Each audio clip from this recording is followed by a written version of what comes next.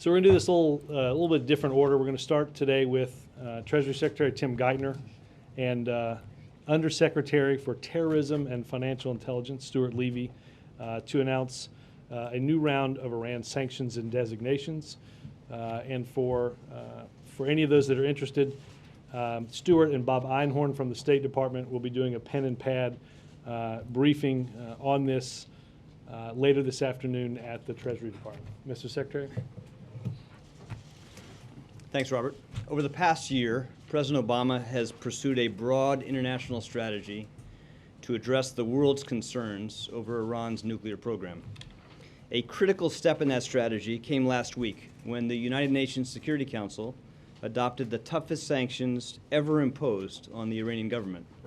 Today, the United States is taking our first steps to implement and build on that resolution. We are adding to our list of sanctioned entities a number of institutions and individuals who are helping Iran finance nuclear and missile programs and to evade international sanctions. Our actions today are designed to deter other governments and foreign financial institutions from dealing with these entities and thereby supporting Iran's illicit activities. Let me briefly describe each of these actions. First, we are designating Iran's Post Bank for its support of proliferation activities. This brings the number of Iranian-owned banks on our list to 16. Second, we are adding 5 front companies and more than 90 ship names that Iran's national maritime carrier has been using to try to evade sanctions. Third, we are adding 2 individuals and 4 entities that are part of Iran's Revolutionary Guard, which, as you know, plays a key role in Iran's missile programs and its support for terrorism. Fourth, we are adding 2 individuals and 2 entities that are actively involved in Iran's nuclear or missile programs. And finally, we are identifying 22 petroleum, energy, and insurance companies located inside and outside Iran, which are owned or controlled by the Iranian government. Now, shortly, Stuart Levey, who is Treasury's Undersecretary for Terrorism and Financial Intelligence, is going to walk you through the details of these actions. Stuart Levey, as you know, has been the chief architect of our strategy to impose growing financial costs on Iran for its continued defiance, and he has played a major leadership role on this issue internationally. In the coming weeks, we will continue to increase the financial pressure on Iran. We will continue to target Iran's support for terrorist organizations. We will continue to focus on Iran's Revolutionary Guard. We will continue to expose Iran's efforts to evade international sanctions.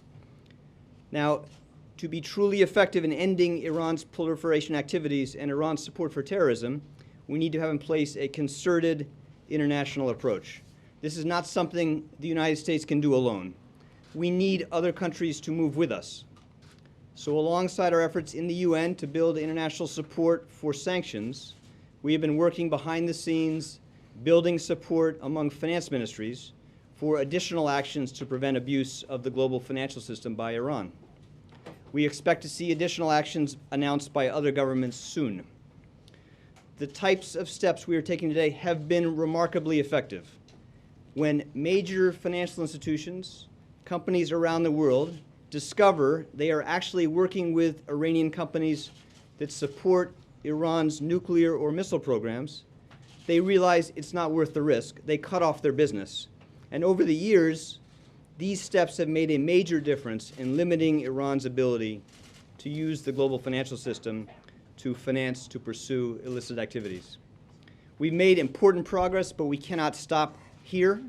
Iran will never cease looking for ways to evade our sanctions, so our efforts must be ongoing and unrelenting, and we will keep working on ways to intensify financial pressure on Iran. Thank you. I'm going to give you Stuart.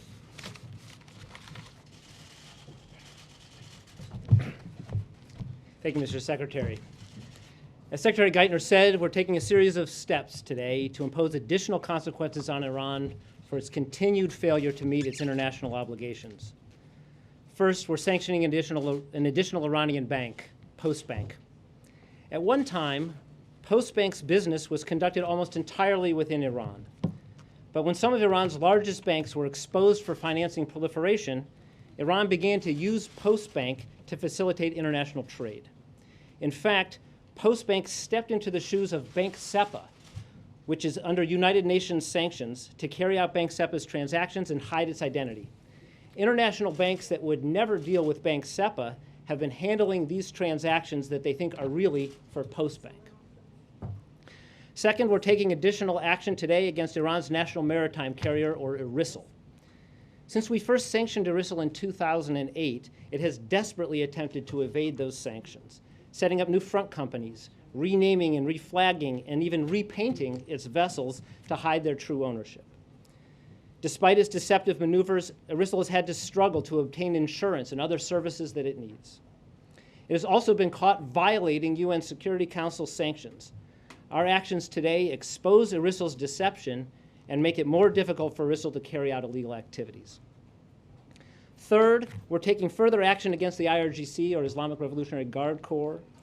The IRGC, as the Secretary said, plays a key role in Iran's missile program and its support for terrorism, and it has also taken over broad portions of the Iranian economy to the detriment of the Iranian people. With today's designations, we have now sanctioned 26 entities and individuals connected to the IRGC, and we will continue to do so. No IRGC entity should have any place in the world's legitimate financial system. Fourth, we're sanctioning 2 individuals and 2 entities for proliferation, including a key Iranian broker used to procure a variety of nuclear-related equipment. And finally, we're identifying 22 petroleum, energy, and insurance companies that are owned and controlled by the government of Iran. Many of them, though, 17 in fact, are located outside of Iran and may not be easily identifiable as being Iranian. Americans have long been forbidden from doing business with Iranian entities, but increasingly, companies around the world are deciding not to do business with the government of Iran because of its wide range of illicit conduct, and because, as President Obama said last week, it is a government that has brutally suppressed dissent and murdered the innocent. The United Nations has also highlighted proliferation concerns surrounding Iran's energy sector, and all companies must be conscious of the implications of any trade that they conduct with Iran's energy companies. We know that officials in Iran have been anxious about this new round of sanctions. If the Iranian government holds true to form, it will scramble to identify workarounds, hiding behind front companies, doctoring wire transfers, falsifying shipping documents. We will continue to expose this deception as we are today, and thereby reinforce the very reasons why the private sector around the world is increasingly shunning Iran. We will also work to ensure that international sanctions are enforced. In this regard, the State Department has dedicated a senior official, Bob Einhorn, to ensure that we accomplish this in cooperation with our friends and partners around the world. We are very fortunate to have someone of Bob's stature and experience working on this issue. The overall result of these efforts is that Iran's choice will become increasingly clear: to choose the path offered by President Obama and the international community, or to remain on a course that leads to further isolation. Thank you very much. Stuart's got time for a couple of questions on Iran sanctions, if there are. Sir, the general sense in terms of the government of Iran is that these sanctions are targeting the people. What assurances can you give the people of Iran that what you're rolling out today and what you've done at the UN and other places is not targeting the people? And secondly, the Iranians knew that this was probably coming. They knew that the UN sanctions were coming. So they probably have, taken steps. What are you doing in response to those steps? Does it make your job that much more difficult to make sure you're targeting the people you want to target as opposed to others? Okay, excellent question. In fact, you're right. We have no problem or dispute with the people of Iran. Quite the contrary. It's the government of Iran and the decisions that they've made that we have a problem with. And we do try to focus our sanctions on the decision makers. We do this in 2 ways. One, by focusing on those engaged in the actual illicit activity, those part of the nuclear program, the missile program, support for terrorism. And secondly, our focus on the Revolutionary Guard, I think, is quite consistent with this. The Revolutionary Guard, as you may know, not only is engaged in illicit activity, but it's taking economic opportunities from the people of Iran.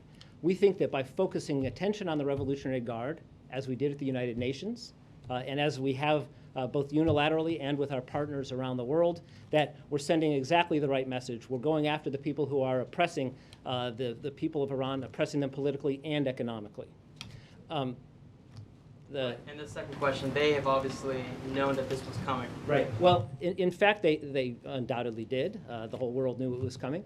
The beauty of the kinds of measures that we've been taking is that when Iran engages in evasive conduct and deceptive conduct, as they undoubtedly will, we use that to our advantage by exposing the evasive conduct, the deceptive conduct, and then making that public for the whole world to see. When we do that, the private sector, it reinforces this dynamic where the private sector already doesn't want to do business with Iran. They then see that Iran is taking action that has a risk of bringing them into illicit activity, and it reinforces this dynamic where they continue to shun Iran. So by structuring the sanctions the way we have, we think we can use their countermeasures to our advantage. Yes, sir. Kevin Hall, McClatchy. Wondering how the Europeans tomorrow are going to announce something a little more that goes beyond the UN. Can you talk about how this relates to that, whether we're going to adopt some of the measures they're doing, and to what degree does this push Iran closer to China, which has been a straggler in terms of the sanctions? Well, I don't want to comment exactly on what the Europeans might do tomorrow, but you're absolutely right that they're also considering measures that they can take to implement and build upon the resolution.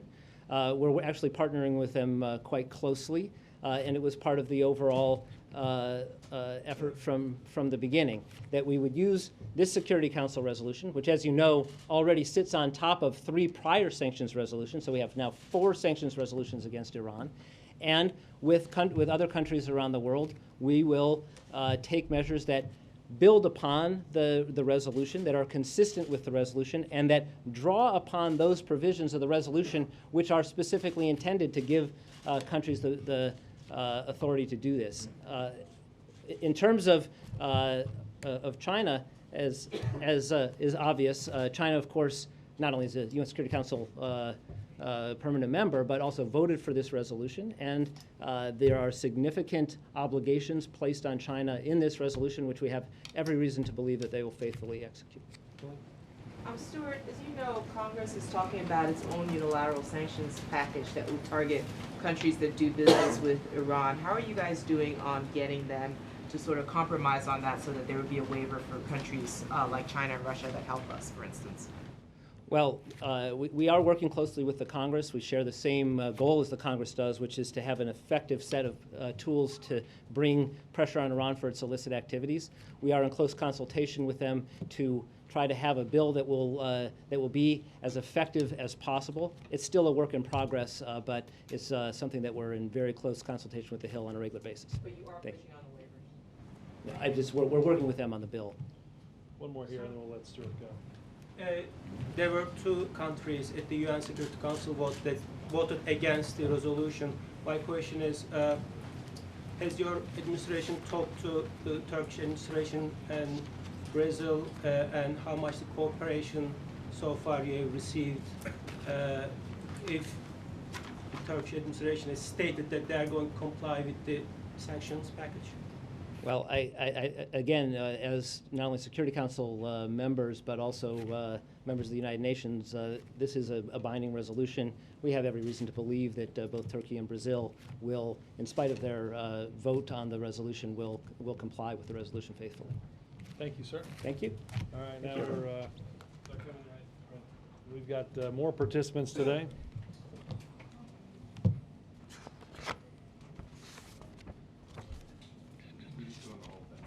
Well, we're doing. I'm bringing Admiral Allen and Carol Browner in. Come on up, guys. You're the next contestant. To help us go through, obviously, Admiral Allen, if you have operational questions about what's going on in the Gulf, Carol was involved in the meetings that were had today. So she and I can answer questions about that. So Mr. Feller, take us away. Okay, thanks. Some questions about the fund, oil spill fund. Was BP ordered to do this? Did they do this on its own? How exactly did that come together?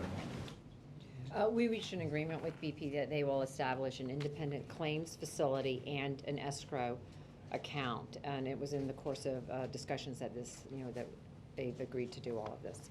So is it your feeling that the company would have done this on its own? No. So, okay, so this is essentially a White House ordered agreement. It was a White House-driven agreement. They will agree to set up this facility where claims can be expeditiously reviewed and decisions made about how to proceed. They'll set up an escrow account of $20 billion. They will also provide assets, U.S. assets of $20 billion to back that up.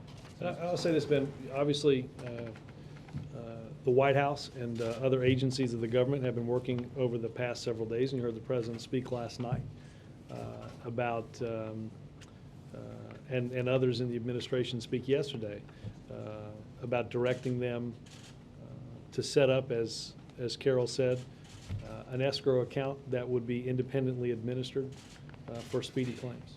Is BP the only company paying in? And if so, what about the other companies that were involved in some way that may have had an interest in the well or the rig? Are they liable at all? Well, BP is the responsible party. There may be other responsible parties. Obviously, BP will be working with those companies in whatever way is appropriate to secure funds. But what we have is an agreement for $20 billion in this fund. It is not a floor. It is not a ceiling. But what this gives us is the assurances so that we can make sure that the people, the small businesses that have been impacted, can get their claims paid in a timely manner. It sets up a process. There will be Mr. Feinberg and then a three-person review panel. All of that can be done in an expedited manner, at which point the individual's claims have been met. If the individual is not happy at that point, they retain all of their legal rights. BP, however, can only seek an appeal of Mr. Feinberg's determination if the claim is in excess of $500,000 that's been granted, or if Feinberg certifies a appeal as allowable. Why $20 billion? Is that the figure that the White House thinks is enough to cover all the damage? Well, I think Again, it's not a floor or a ceiling, Right. right? I think Why that figure? Because what we wanted to make sure is that there were adequate resources there for people to know that they could have their claims met. There are also claims, the states, local governments may have claims, and so we wanted to start this with a fund that would be adequate to meet all of those expectations. And just to reiterate, this does not in any way limit or cap the economic damages that BP may be responsible Or for. natural resource damages. Or natural resource damages. So it is not a floor, not a cap. It does not limit in any way their responsibility. Just one last question. We didn't hear from Mr. Hayward outside. Did the President have anything specifically to say to him? The President spent 20 or so minutes at the very beginning of these meetings.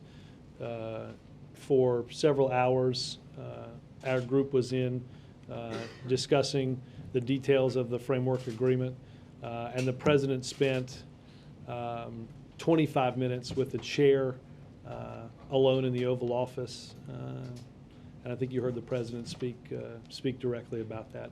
The comments that he made at the opening of the meeting and to the chair were not directed at any one person, but directed at the entire company, and underscore the responsibilities that they have as the responsible party for this disaster. Do you have anything you want to? Yes, ma'am. Can you bring us behind the scenes a little bit for the meeting? It was supposed to last a short time. It lasted several hours longer than it was on the schedule. And I'm wondering if you can tell me a little bit about how it played out and whether the apology that was made was something that you suggested that they do.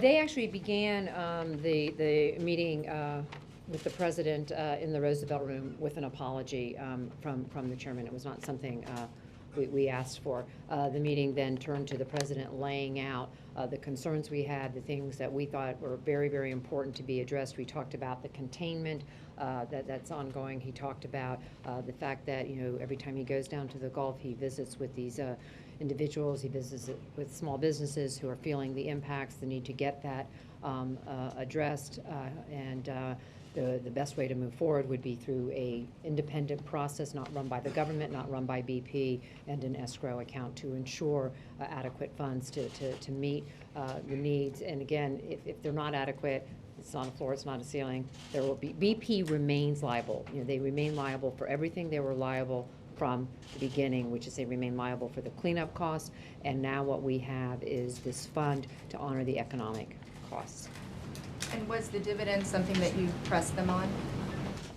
Well, I mean, the president has said publicly, going back almost 2 weeks ago now, that he understood they might have legal obligations, but he didn't want to be in a situation where the people of the Gulf of Mexico weren't getting their needs and their claims honored, and you know, dividends were moving forward. And so they agreed today not to proceed with the final 3 dividends of this year. But what was the atmosphere of the meeting? Why did it go on longer? What were the things that, there must have been sticking points that... There were sticking points. We did have to take breaks at time, and you know, we had a number of people. They had, there were 6 people, I think, representing BP, and we had in the room maybe 6 or 7.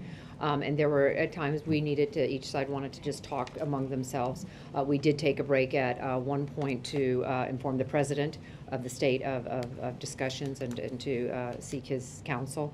And you know, I guess from the outside it seems like it was a long time. It was a pretty busy time, but there were breaks for, not for lunch or anything like that, but for conversation among each of the parties alone.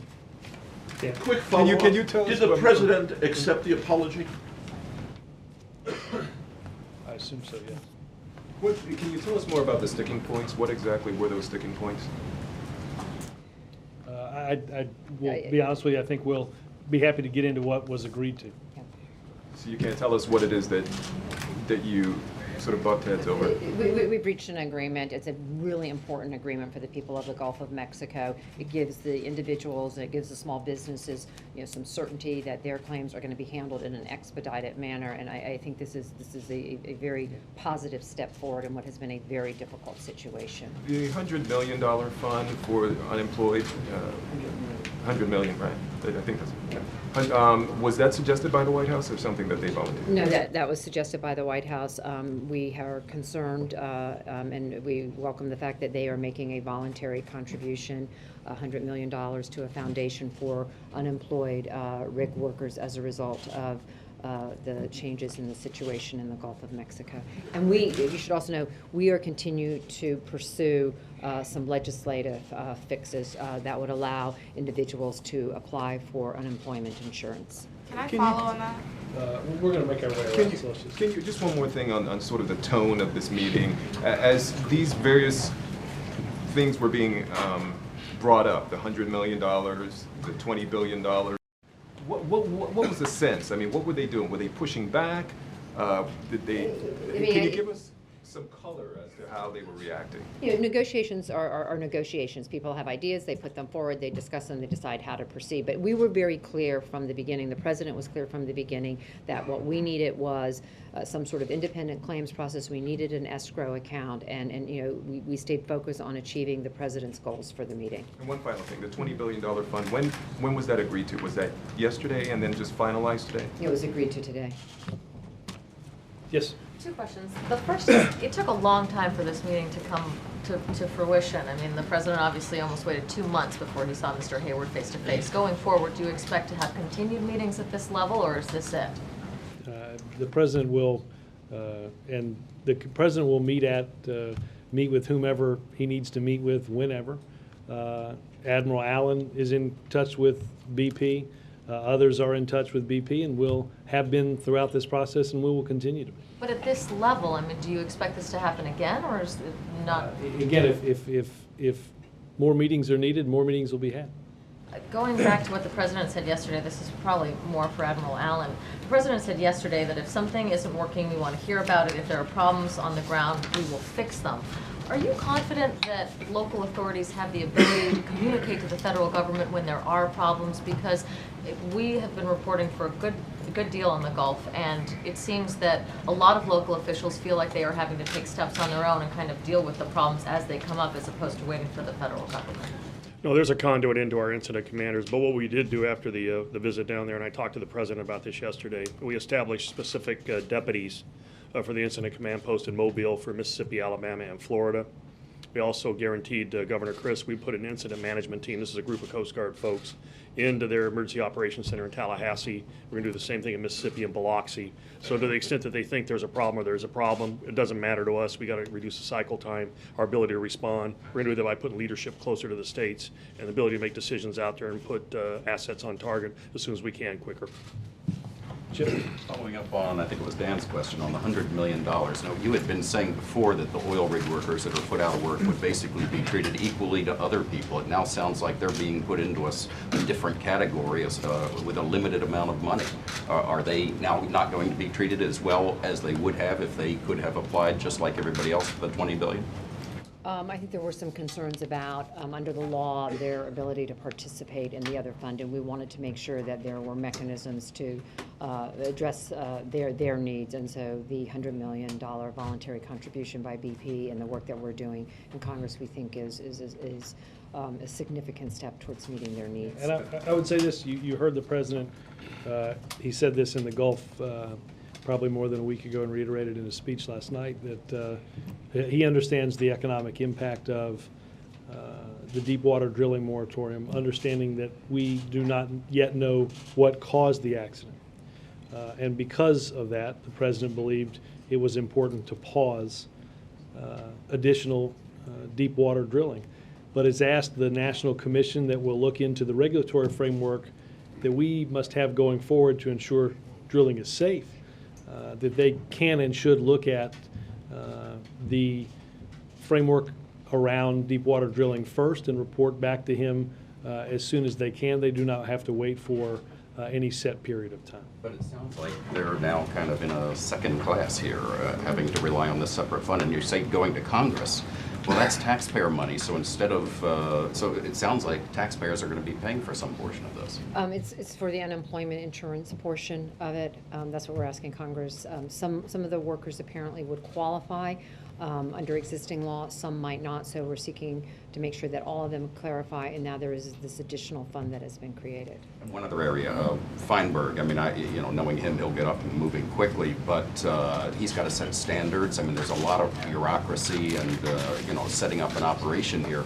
How quickly will he actually start handing money out to people? It's important to understand people can continue to file claims. This will be a seamless transition. As Feinberg's operation comes up, they will be shifted over. But there is a claims process today. We all realize it's not working the way we want it to work. That's part of why we reached this agreement. What they're getting is a drop in the bucket compared to what they That's why we think set they this up. That's why we did this. When will they be getting the bucket rather than we've the asked drop in Ken the to set bucket? this up as quickly as he can and humanly possible. I think picking him and somebody who has done this before, understands, as you said, the bureaucracy and the standards that have to take place. I do think it is important to reiterate what Carol said, which is if you were to file a claim yesterday or today, you still fall within a 90-day window to have that claim adjudicated. That will continue to be the case.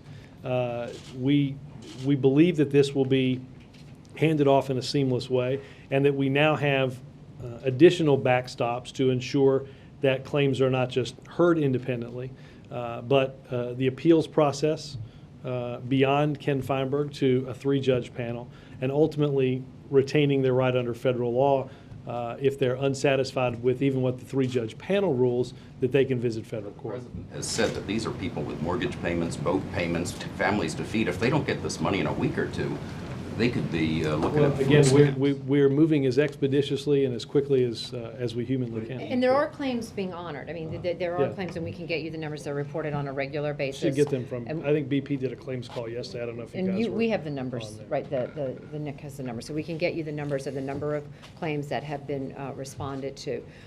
But, it's important, people should go into that process if they have a claim today. They will be moved over as this system is stood up. It's also important to understand that if the federal government adjudicates the claims, that we make a one-time payment. Yeah. Under this, people will be able to apply over and over again as is necessary. So in So it other won't words- be just a one-time payment. So in other words, if you're a fisherman in Grand Isle, Right. you don't have to estimate, because quite frankly, I'm not sure anybody knows how long the Gulf is going to be closed. You don't have to extrapolate 12 or 24 months in advance and come up with the paperwork and what have you. You can file a claim now if you're still not able to fish sufficiently. 2 months from now. Right, 2 months from now, because there's still restrictions on fishing in certain parts of the Gulf. You can refile until you're made whole. That's a different process than if as Carol said, if the federal government ran it, it's a one-time deal. But if I'm a fisherman and my boat payment is due in 2 or 3 weeks, am I going to get it? Or is that just out of the question that it would move that quickly? You will If have they- your claim heard under the current process and seamlessly moved over to a new independent process that we think gives the certainty of the funding as well as the independence of a third party. Do you have a, so here's This is the overall summary. We can give you a more detailed breakdown if you wish. But as of this morning, there were over 66,000 claims filed. Dispersed was over $81 million. They've already passed the $75 million threshold. That's paid. Claims. And checks cut 26,000. So those are the overall order of magnitude numbers. You define dissatisfied claimants. Is that people that receive money and then in hindsight feel like, you know what, that wasn't a fair thing? Can you just define dissatisfied claimants? Let's do how the current system works and how it will work.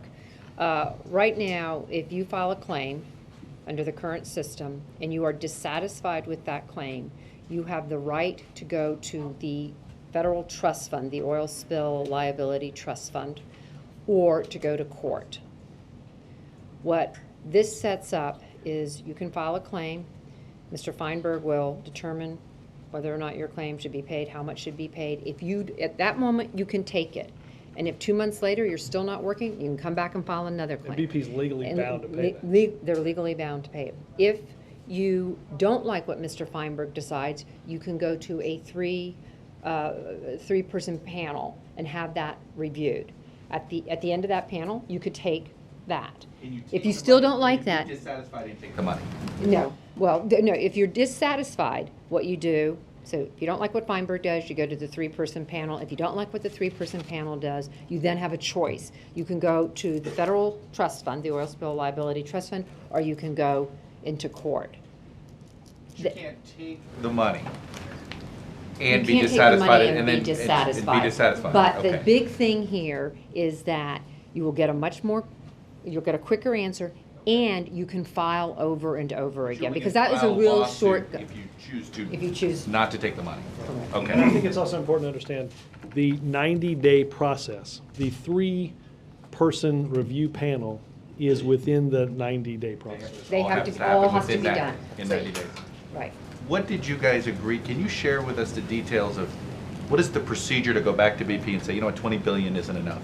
Is there a specific procedure you guys agreed upon when you go back and say, if you need, you say it's not a floor, not a ceiling, but if you go back and say, we need more money, is there a specific procedure you guys agreed upon? BP retains all of its liability. Nothing in that has changed. So if there wasn't money available, let's say, you can go right back. Okay, you could go straight to BP and say, I have this claim. So all of the rights of the claimants have been preserved, right? If right now this new escrow account, this new claims facility will stand in its place, but if for some reason there wasn't money in that, you have all of your rights to go right back at BP and ask for the payment. And that's the, okay, and then last night's speech. The only people who have limited their rights here is BP. I think that's really, really important to understand. And if you accept the money, you have limited some of your rights. Right, but that was true under the existing situation. We've given you a better scenario now. Last night's speech, the president talked about energy legislation. Yeah. He did not specifically talk about pricing carbon, cap and trade, et cetera.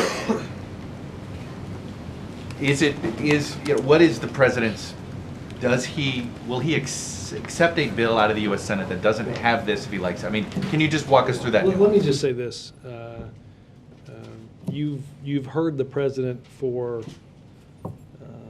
3.5 years now talk about his approach to comprehensive energy reform. I don't think that's been unclear. He reiterated a call last night and said that the greatest price we pay is the price of inaction. This morning, the president spoke with Senator Kerry and with Senator Lugar, each of whom have energy legislation that the Senate is likely to take up in the next several weeks. We announced that next Wednesday, we'll have a bipartisan group of senators to the White House to discuss the process that the Senate will use moving forward.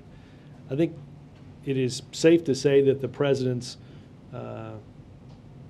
direction on energy is very similar to the direction that is in the Kerry-Lieberman bill, and that the president feels strongly that including a component to deal with climate is important in comprehensive energy reform. Now, let me just say this. there are a number of proposals. That's why Senator Lugar and Senator Kerry both got calls. There have been ideas about increasing energy efficiency standards in buildings, much as Carol has worked tirelessly to do with cars, light trucks, and heavy-duty trucks for the very first time. The President met with business executives at the White House last week, which one of their questions was why more money isn't spent on R&D when they're spending a ton of money on R&D. There are a lot of ways to get to this. The President's going to have a meeting next week here to work through that process going forward. Comparisons to the public option fare, where this was something the President supported the public option, but he got 90% of what he wanted, and he'd rather sign 90%. You know, I don't know why at this point it would be pertinent to get into hypotheticals again. I think the President, I go back to what he said at Pittsburgh a week and a half ago. Go back to what he said in 2006 as a U.S. Senator. I think his position on how to approach our energy policy comprehensively is fairly well known. Yes, sir. Two questions. One is, what is BP getting as a result of this agreement? Are they getting any agreement that they won't be found negligent at all for? Not that I'm aware of.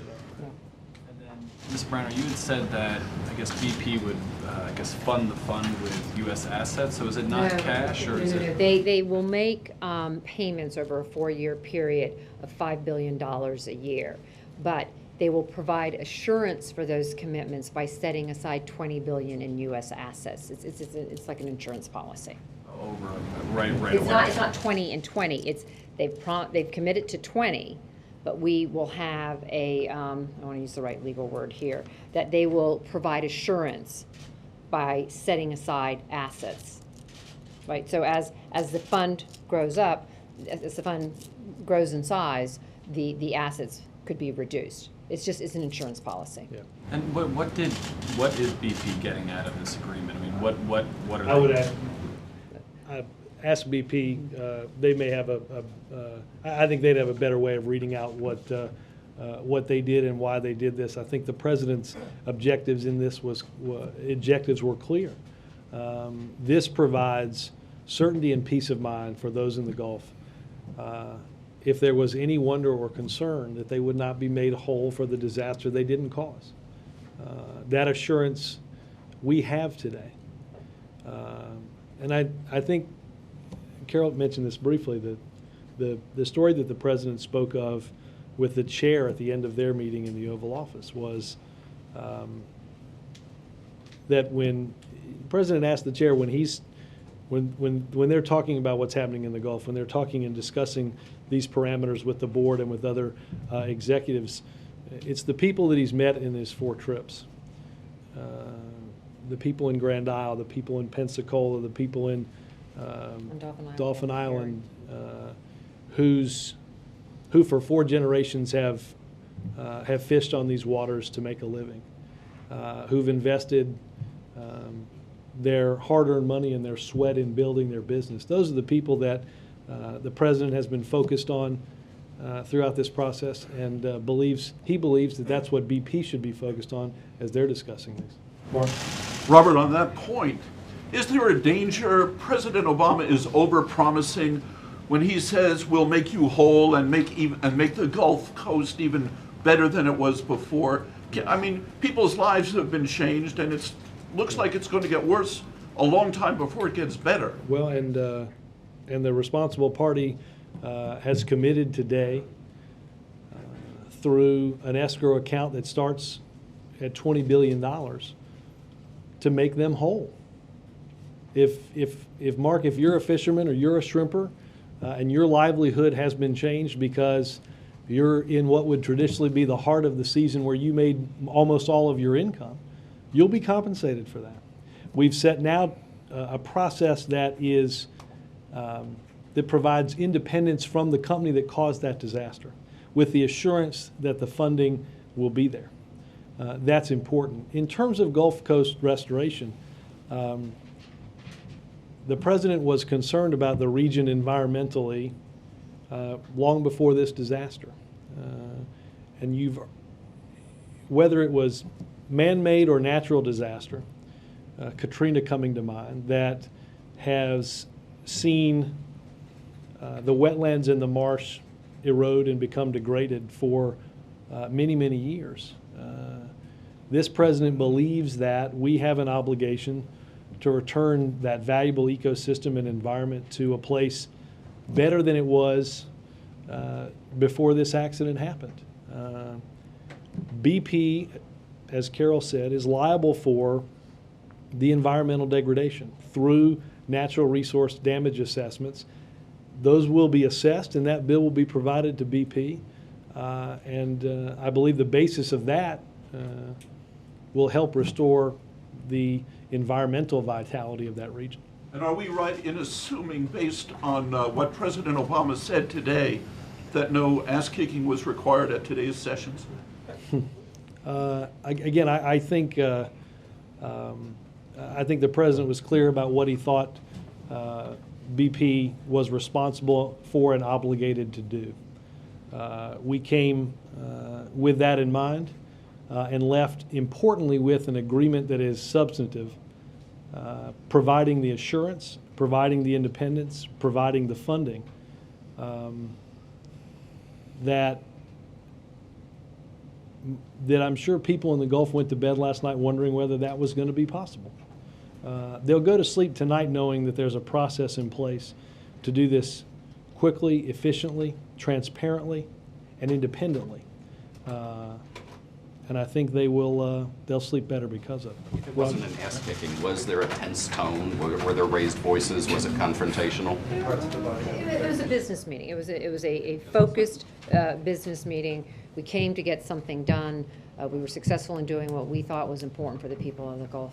Why did BP say that the president was frustrated? It clearly said at stakeout that the president was frustrated. Could you explain why? Give us some color about that. Why he was frustrated? What perpetuated the frustration? The was last there 58 days. How did he express it? Yes, how did he express it? What about tensions? Look, again, the parts of the meeting that I were in were as Carol described them. I think when the president sat down in the beginning of the meeting,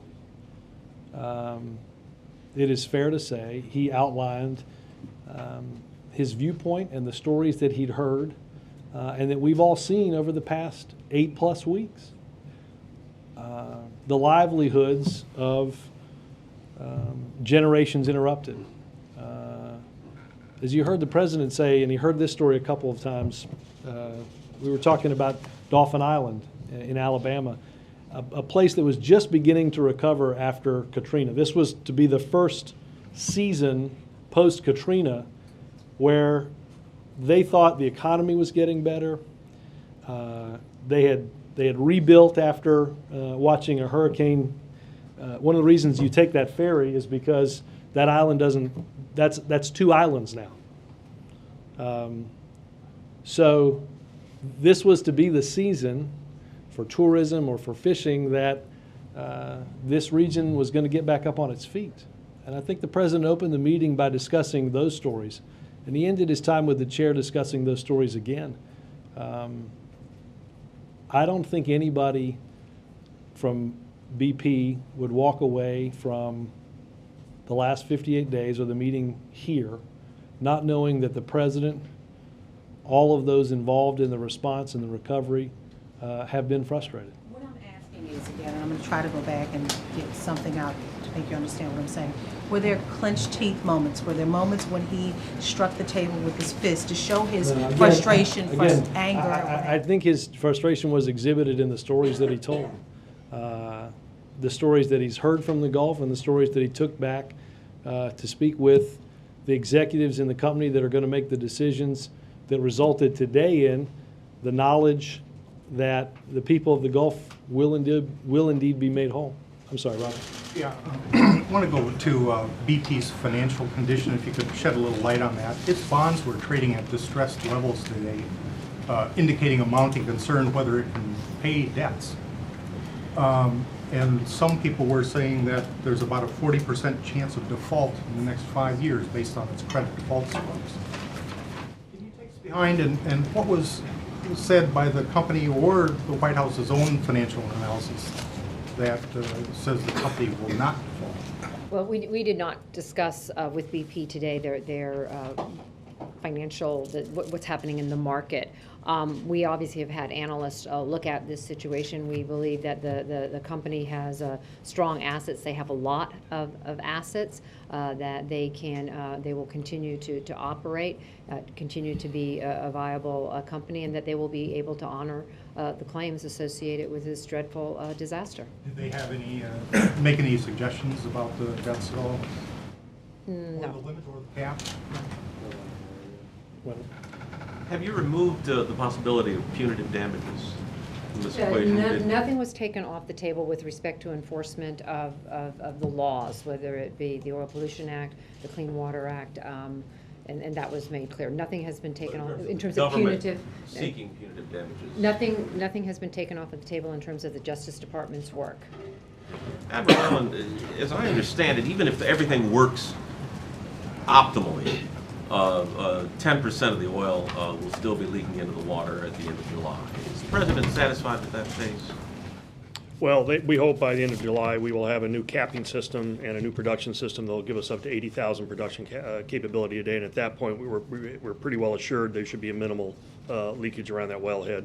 Obviously, the ultimate solution is to drill the relief well, which we're looking for the first 2 weeks of August. But based on the proposal we got from BP last week in our second letter to them, they have come in with counter proposals that have increased the production capacity there that should have us by the end of next week up to about 28,000 barrels a day, and then by the end of June 53,000 barrels. We're going to have to shift from the containment cap we have now and put a harder cap on with a device that will allow us to produce more oil that will get us up to 80, but the plan is to get us up to 80 by in July. And that's not 90% containment. We're not talking about the same thing. We're going to be shifting from a containment device to an actual cap. That will require us at some point to literally unbolt the flange on which that lower marine riser pipe was on that was cut and replace it with a new flange. Or there's 3 different options they have to do that. We'll have to do that to be able to jump from 53 to 80,000 barrels a day. There will still be substantial oil offshore. At this time, are any foreign flag skimmers headed to this country? Not just the skimming equipment we put on our own boats. And we have foreign flag vessels that are operating out there. They're on the way. We will not turn down any offer that's viable that we can use the equipment for. It's my understanding offers of these things were made early on and were turned down. We have an exhaustive list of when it was received and how we acted upon. We've got to make that public. There are foreign flag skimmers on the way.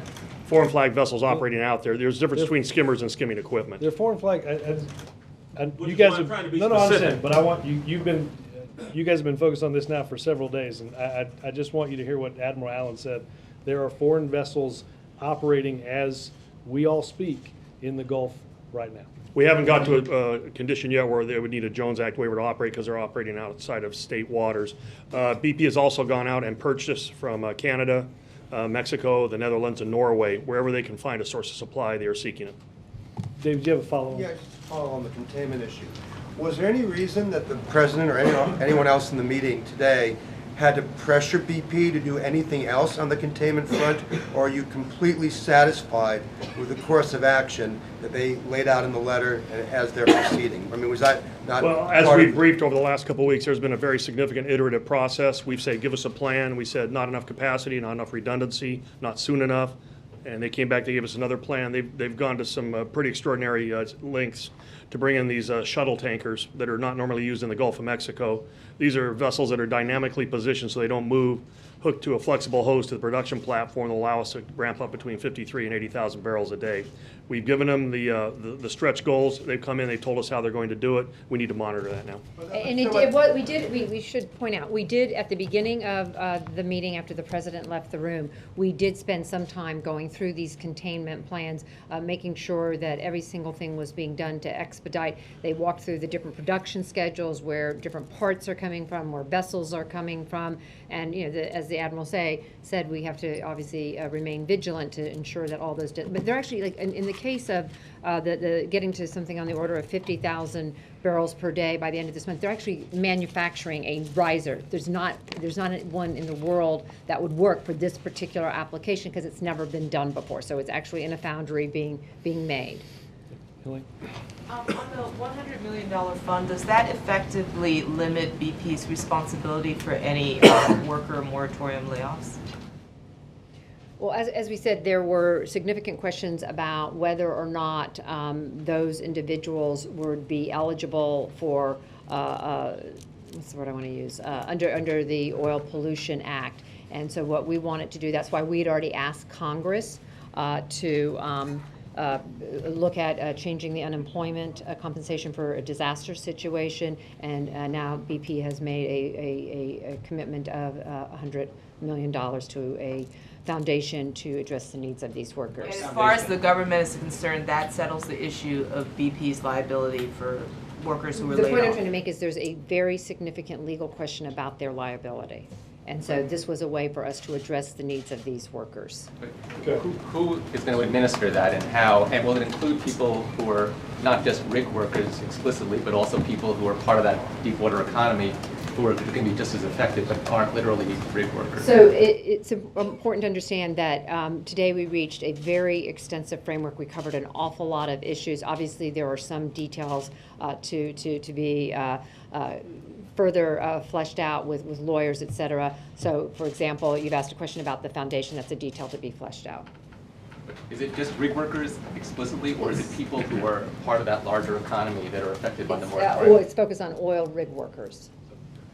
Thanks, Robert. During the campaign, the president made a big point of saying he would let science guide his decisions, but a majority of the scientists consulted by Interior say they never sign off on a blanket deep water drilling moratorium and actually say that's a bad way to go. So why isn't the president following their recommendations on that? At the time of the accident, the president asked Ken Salazar of the Department of Interior to undertake a 30-day review. They reached out, they talked to a lot of experts, they got a lot of input. Some of the people who provided input did not, then, let me say it this way, then policy decisions were made based on those recommendations. Mr. Salazar made a decision to recommend a moratorium. That was a policy decision. What the experts were providing were their expert advice, but not the policy decisions that were obviously under the purview of the Secretary of Interior. I will say this again. I know the president said this last night. We do not know what happened. 33 additional wells were being drilled at deep water depths. As we now know, the largest environmental disaster in our country was taking place. The president did not think it made sense to continue those drilling activities as we were dealing with this without knowing what was going on. And I've said this before and I'll say it again. The president has told Governor Jindal and others, you can't sit here and tell me we can't trust BP to do anything, but we're going to take their word for it on the 4 permits that they had drilling in deep water, even as we were dealing with BP's disaster in the Gulf. The president just wasn't willing to take that chance. We had a long discussion about it because we understood, and he understood, that this was not a decision that didn't come without some displacement. But that was superseded by not knowing what had happened and what could potentially happen if this happened again. I dare say the resources that would be necessary to deal with this happening a second time in that region would be hard to describe in words. And the president believed it just wasn't a chance that he wanted to take. Robert, there's a criminal investigation going on. Justice is looking at the actions of some of the parties here. BP executives were in a meeting at the White House today talking to the president. Might the administration look at any claims they made, representations they made, things they said, with a view towards whether these might, with respect to their own liability in this? I mean, there's an ongoing investigation. There was no discussion about at any time in the meeting, there was no discussion of any activities related to the Department of Justice investigation. So they didn't ask for immunity. Was there a transcript of the conversation? No, there was no request for immunity. A quick follow-up. Nor would one have been granted. Okay, quick follow-up. if we could get a flavor of the meeting and how it went in the sense of the amount of money, for example, the $20 million that was set aside, did BP want to put less into that fund? Did they want the payments stretched out over more than 4 years? Did they want to put nothing? Did they not want to create a fund at all? Did the president threaten to use his legal authority in the 1990 Act to go to court if necessary? I mean, can you give us some sense of this? You know, as we said, it was a very focused, business-like discussion. The president had said what he wanted to accomplish. We then worked, a group of us worked with a group from BP, including the chairman, Mr. Hayward, and others, to make that happen. And, you know, like any time there's a negotiation, a discussion, there are sticking points and they get worked through. And you know, what we have now is the product of that discussion, and it is a incredibly important and historic agreement that we have achieved for the people of the Gulf of Mexico. And I'll say this, Peter. Yes. The reason the president had this meeting was to come out with an agreement like this. That his goal has been to do what we have to do to take care of the people of the Gulf that have been hurt environmentally and economically. Today, we come out with the assurance through funding and through an independent process that will take place. That's what's driven his actions this entire time. This is a tangible and substantive achievement that goes a long way to a big part of the speech that he talked about last night. I think Carol said at the beginning of the meeting, though, this is something BP was not going to do on its own. I mean, the president had to push. Well, I think that is a push that has been happening over the past many days. You'd have to ask them when they came to some conclusion in their mind. We've had folks looking at this for many days beyond yesterday and today. I apologize, Robert. I have to ask a question for a colleague too. On General Petraeus today played down the idea of the December review of progress in Afghanistan, saying too much should not be made of that review.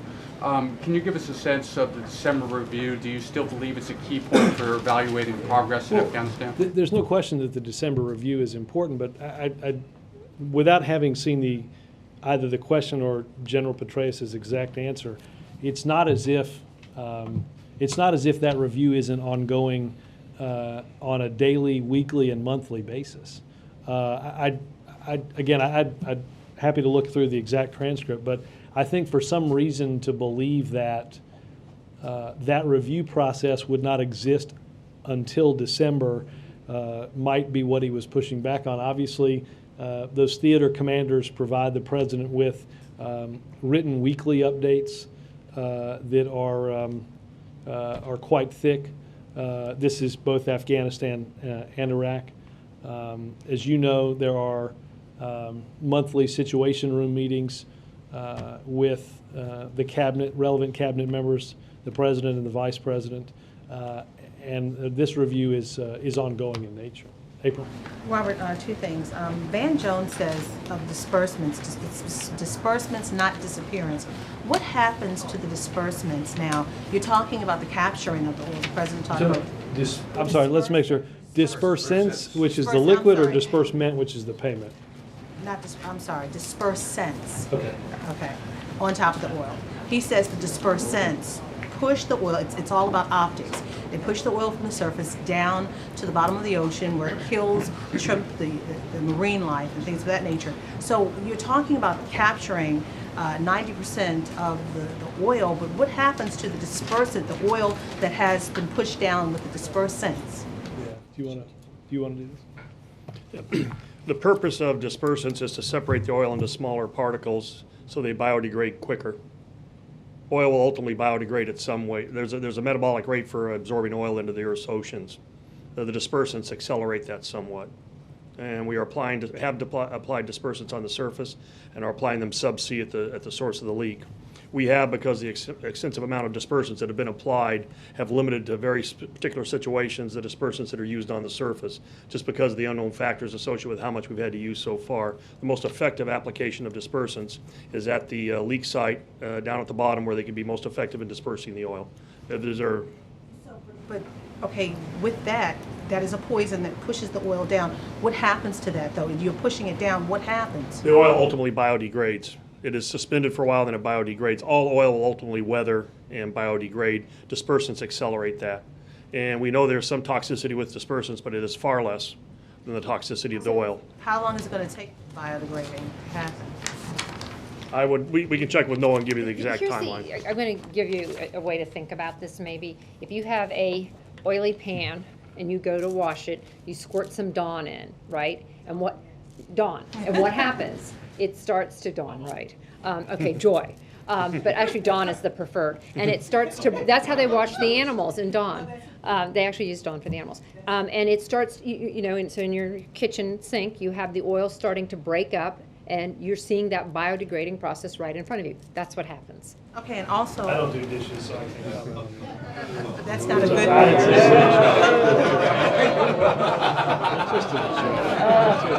I bet he's doing some dishes tonight. In the doghouse. Oh, I reached your home, didn't I? Oh, yeah. Or my sink, yeah. On another subject, and not to make light of this, but there is a preconception already about big oil versus average America. And when the chairman of the board was at Stakeout, and I'm quite sure you heard it, did you all hear the Stakeout? We were in my office getting ready. I think I heard parts of it, yes. Did you hear at the end when he said, talked about the president's frustration, and then he said, you know, the president's concerned about the small people, we're concerned about the small people.